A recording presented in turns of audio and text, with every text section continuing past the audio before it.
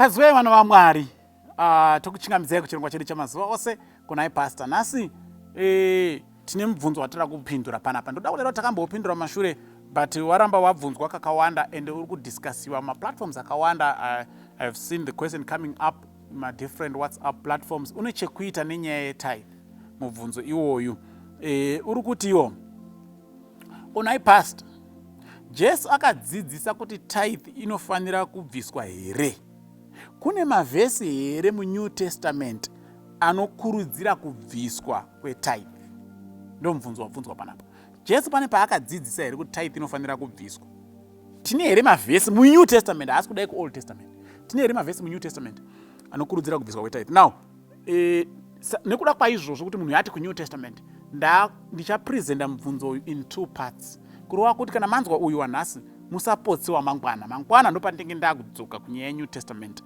But kuti ndizotaura zvekuNew Testament ndofana kutanga ndambokubatsirai kunzwisisa kuti chinonzi tithe chii. Ndo pari kubva dambudziko ravanhu vakawanda. Ndakaona umwe murume ari very popular pasocial media ateerwa nevanhu vakawanda zvikuru. Ndakati noti naye haatoziva kuti chinonzi tithe chii. Ari kutaura zvetithe zvaasingazivi kuti zvii. And vanhu vazhinji vari kutaura zvetithe zvavasingazivi kuti chinonzi tithe chii. Saka ndichatanga kuOld Testament, nhasi ipart 1. Mangwana toita part 2, takuNew Testament. Takuziva kuti chinonzi tithe chii. Saka Deuteronomy chapter 14, verse 22 kusvika pavhesi ya25. Thou shalt truly tithe all the increase of thy seed that the field brings forth year by year. And thou shalt eat before the Lord your God in the place which ye shall choose to place his name there. The tithe of your corn, of your wine, of your oil, and the firstlings of your herds and of your flocks, so that you may learn to fear the Lord your God always. And if the way is too long for you, so that you are not able to carry these things, or if the place is too far from you, which the Lord your God shall choose to set his name there, when the Lord your God hath blessed thee, then you shall turn it into money, and bind up the money in your hand, and you shall go unto the place which the Lord your God shall choose. Pataurwa zvinhu zvinoda kuti mutarise zvinenge zvitatu kana kuti 4. Number 1, panzi unofanira you shall truly tithe all your increase year by year.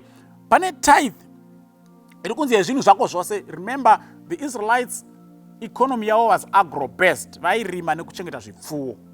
Ndosaka zvazvinzikana usingagoni kutakura mhuka dzacho dzese nezvirimwa zvacho chitengesa utakure iri mari. Kuna umwe akazotaura kuti mubhaibheri kare kwakusina mari muri kuionepi iri apa mari iyi. Musataure zvinhu kana musina information. Ndosaka ndiri kutaura kuti vanhu vari kutaura zvinhu zvavasingazivi. Mari yaivako, but their economy was agro-based. And Mwari aingoti unounza year by year from all your things. Saka vari kunzi bring a tithe. Saka ndava kuti muzive kuti kune iri kunzi tithe of all your things. Number 1, which was taken to a place where the Lord would specify. Tithe of all your things, take it to a place where God would specify. Number 2. Number 3, convert it into money if the distance is long and you can't carry those things. Number 4, gather it year by year. Please take note of these things. Especially 3, zvokuti number 1, inonzi tithe of all your things.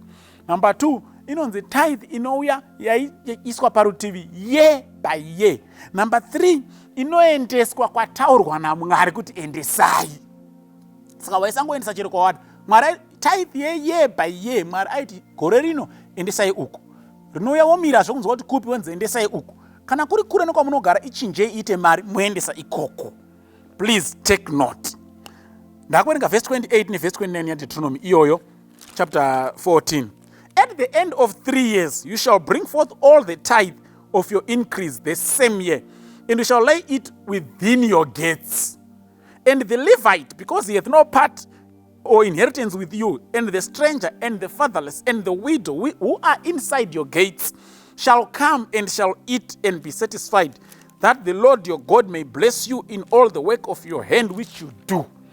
Pakutaurwa tithe iri kunzi after every 3 years unganidza tithe. Kupi? Ranzi within your gates, which means mumusha mako, pamba pako. Anzi wodi chidaidza murevhi nenherera neshirikadzi and a stranger, uvape vadyi. Kune tithe yaiunganidzwa year by year, yaiendeswa kwataurwa naMwari. Ndofunga kuti tanyatsozinzwisa izvozvo. Year by year kwataurwa naMwari yezvinhu zvako zvese. Koita iyi iri kunzi third year yega yega, waiunganidza pamba pako, wodaidza ava vari less privileged, nherera, shirikadzi, a stranger hana kana pekugara, and the Levite asina munhu wokurima, vodya. Matithe iwawo akasiyana. Ndosaka ndikuti vanhu vanotaura zvetithe vasingazivi zvinhu zvavari kudi havo, zvavari kutaura kuti vari kutaura zvii. Tatoona kuti kune two types of tithes. Saka mukaenda kuna 2 Chronicles chapter 31 verse ya 5 nevhesi ya 6 inobva yanyatsospetifya nekupa mazita ezvinhu zvandiri kutaura izvi nekutsigira zvandataura izvi so far. 2 Chronicles 31 verse 5, listen to verse 5. And as soon as the commandment came abroad, the children of Israel brought in abundance the first fruits of corn, wine, oil, honey, and of all the increase of the field. And the tithe of all things brought they in abundantly. They brought in the tithe of all the things, the tithe of all things. Ndoyataurwa pana Deuteronomy 14 verse 22 to 25 kuti iyo yaiunzwa every year kuendeswa kwataurwa naMwari kuti endesai. Chinzwa verse ya 6.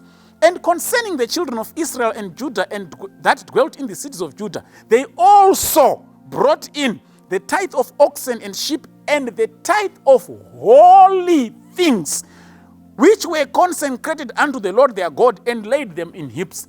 So they brought in the tithe of all things, and also the tithe of holy things, which they had consecrated for God. Two different types of tithes.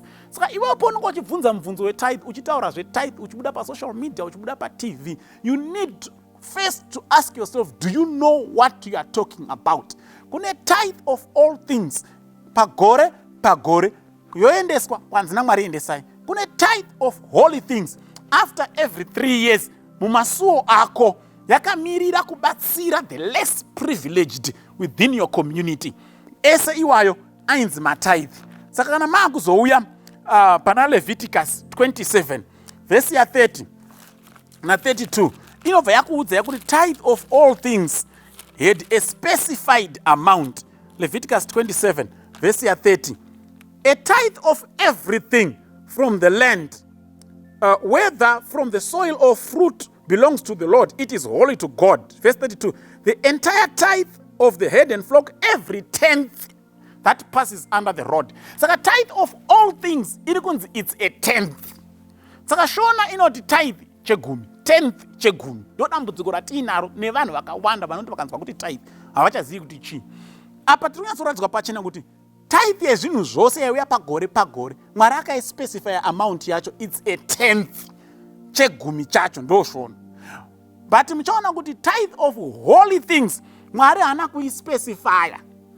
Wega zvaunotsaurira kuti izvi zvida kunobatsira avo neavo, Mwari anombotaura kuti unounza zvingani. 2 Corinthians chapter 9 verse 6, 7 and 9. 2 Corinthians chapter 9. 2 Corinthians chapter 9 verse 6. Remember this, whoever sows sparingly will also reap sparingly, and whoever sows generously will also reap generously. Each man should give what he has decided in his heart to give, not reluctantly or under compulsion, for God loves a cheerful giver. And God is able to make all grace abound to you, so that in all things at all times, having all that you need, you will abound in every good work, as it is written, he has scattered abroad his gifts to the poor, his righteousness endures forever. Saka tithe of holy things now, Mwari arongoti I want you to give cheerfully. Ipa sekufara kwaunoita. Machida kupa nherera dzekumaraini kwenyu 20 mabhegi ipa. Mwari anombotaura haana kuspecify. Saka tine matithes maviri. Muchibvunza mubvunzo wokuti kune here New Testament verse inotidzosai tithe, you must first understand what tithe means. Saka mangwana tira kuchipindura mani tine here evidence yeku New Testament yevanhu pavakadzosa tithe kana Jesu paakadzidzisa kuti tithe inodzoswa. Don't miss tomorrow's edition. God bless you. Amen.